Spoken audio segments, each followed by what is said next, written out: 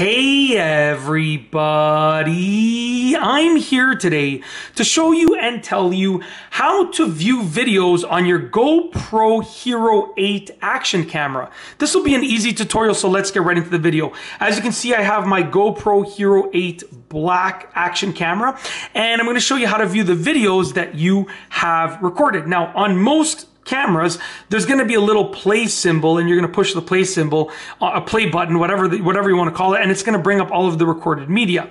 But on here, as you can see, there's no buttons. There are no buttons other than the record button and the power/mode button. So we're going to turn it on. I've actually just recorded a couple of quick videos just for the purposes of making these tutorials.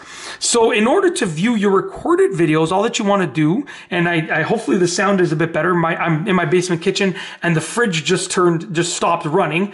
You know the joke, like, is your fridge running? You better go get it. Ha! Yeah, well, my fridge is not running now. So hopefully there's no humming in the background of this video now, and the volume, I won't have to scream. The volume will be a little bit better. But in order to view your recorded videos, you want to swipe up. When you're on the home screen, swipe up from the bottom, just like that. Okay, sorry about that. I actually tapped that on the way up. So swipe up from the bottom.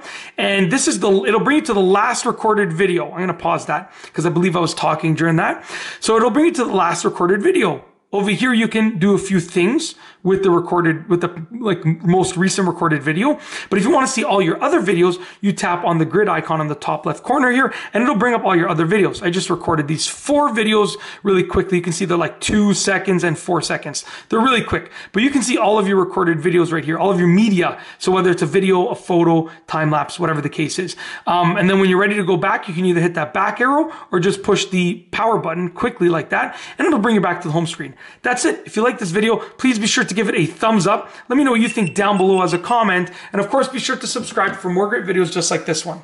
And that's all I have for you today. Thanks for watching.